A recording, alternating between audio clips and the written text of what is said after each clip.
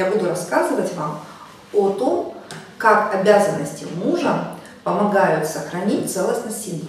Итак, мы с вами договорились, что кораблем под названием «семья» управляет мужчина. Муж на первом уровне построения своей позиции в семье должен понять следующее.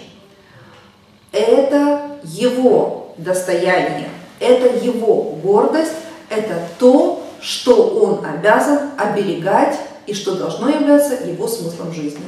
Что это такое? Это семья.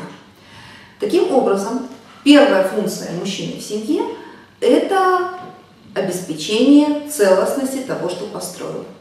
От кого должен оберегать мужчина свою семью? Ну, прежде всего, от друзей, от родителей и от внешних воздействий. Первая функция – охранять, оберегать целостность созданного.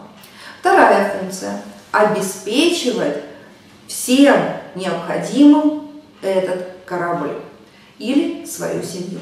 А что имеется в виду обеспечивать? Сразу у всех появляется мысль: мужчина должен много зарабатывать. Мужчина вообще на самом деле ничего не должен. Если женщина дает ему любовь, восхищение и выполняет все свои обязанности, мужчина с радостью и зарабатывает, и приносит в семью необходимые средства. Но на самом деле мужчина должен обеспечивать семью не только материально, а и своим вниманием. Запомните, следующей обязанностью мужчины является принятие серьезных решений, за которые он берет ответственность, потому что мужчина должен быть мужественным и ответственным. Что имеется в виду?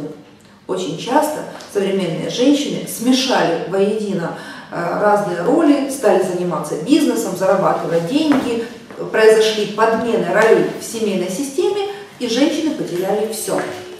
Они сами принимают решения и теряют счастье в своих семьях. Обратите внимание, если мужчина не участвовал в принятии решения, когда рожать ребенка, куда потом этому ребенку ходить, в какой садик, в какую школу, покупать ли какие-то серьезные покупки, делать ли серьезные покупки в доме и так далее, это все делает жена, а мужчина ходит только на работу и приносит деньги. В таком случае мужчина будет чувствовать себя неполноценным и, безусловно, не будет испытывать полную свою власть на корабле под названием «семья». Итак, дорогие мужчины, вы должны принимать участие в серьезных вопросах семьи. Что еще входит в обязанности мужчины?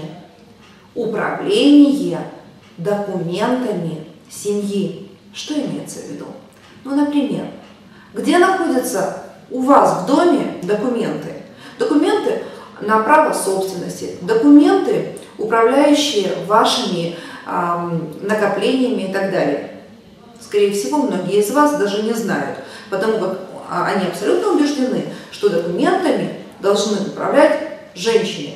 Вот как минимум теми документами, которые относятся к такой системе, как семья. Где-то женщина на какой-то полке это сложила, и каждый раз, когда мужчине нужны эти документы, она говорит: вот возьми, дорогой, или мужчина говорит: пойди принеси. Если мужчина знает, где находятся документы семьи, он ими управляет. Он чувствует себя настоящим капитаном или настоящим директором. Это же его, собственно говоря, созданная новая система, его семья. Следующая обязанность мужчины. Как ни странно, она романтическая. Мужчина должен всегда помнить о том, что женщине необходимо его внимание. Женщине очень важно для того, чтобы она проявляла правильно свои обязанности, уделять внимание, дарить подарки, дарить цветы, быть таким же романтичным, как букетно-конфетный период.